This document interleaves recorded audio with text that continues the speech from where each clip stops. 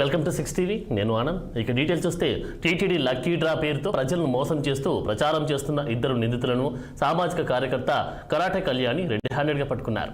ఆదిపట్ల వండర్లా సమీపంలో నిందితులు బహిరంగంగా ప్రచారం చేస్తూ ఉండడాన్ని గమనించిన కళ్యాణి వెంటనే అప్రమత్తమై పంజాగుట్ట పోలీసులకు సమాచారం అందించారు. ఈ సమయంలో నిందితులు ఆగ్రహంతో కళ్యాణిపైకి దూసుకువచ్చినట్లు సమాచారం. ఆమెను భయపెట్టే ప్రయత్నం చేస్తూ చున్నీ లాగినట్లు ప్రత్యక్ష సాక్షులు చెబుతున్నారు. అయినప్పటికీ ధైర్యంగా నిలబడి కళ్యాణి వారిని ఎదుర్కోవడంతో పెద్ద ప్రమాదం తప్పింది.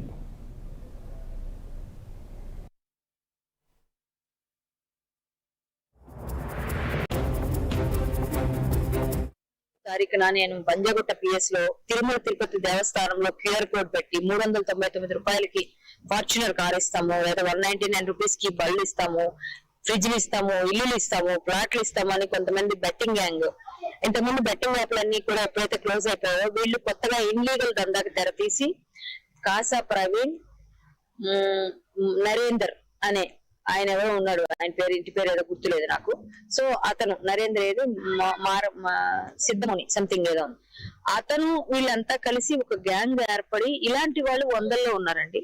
వీళ్ళందరి పైన ఇవ్వాలి అంటే పోలీసులు అన్నారు మీకు ఛార్జ్ షీట్ లో వాళ్ళందరి పేర్లు తీసుకుంటాం, ముందు 2-3 పేర్లు చెప్పండి అంటే పేర్లు చెప్పాము. ఈ నరేంద్ర అనే అతను రేపు 16వ తారీఖున నేను డ్రా చేస్తున్నాను అని చెప్పాడు. ముందు 26 చెప్పాడు జనవరి, తర్వాత 16వ తారీఖు అన్నాడు. జనవరి 16వ తారీఖున తీయలేదు. తీయకుండా వాళ్ళు ఉదయాన్నే అతను ట్రాక్ లో ఉన్నాం కాబట్టి మేము ఇన్స్టాగ్రామ్ లో చెప్పాడు 16వ తారీఖు అనుకున్నది ఇవాళ సాయంత్రం 4 గంటలకి నేను తీస్తున్నా, చౌటుప్పల్లో తీస్తున్నా అని ఒక వీడియో పంపించాడు. ఆ వీడియో మేము చూసాం. ఆ వీడియో చూసి పోలీసులకు పంపించాం పంజాగుట్ట.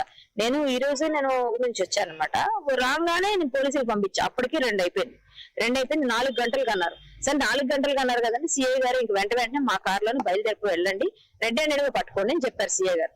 అని 2 పోలీసులు పంపించారు పంజాగుట్ట నుంచి. 2 పోలీసులు వచ్చారు, నేను మా బాబు మా తమ్ముడు మేమందరం వెళ్ళాం. వెళ్ళేసరికి అక్కడ వెతకడానికి చాలా కష్టమైంది. ఎందుకంటే అక్కడ లొకేషన్ దొరకడం కష్టమైంది. లొకేషన్ దొరికింది మొత్తం.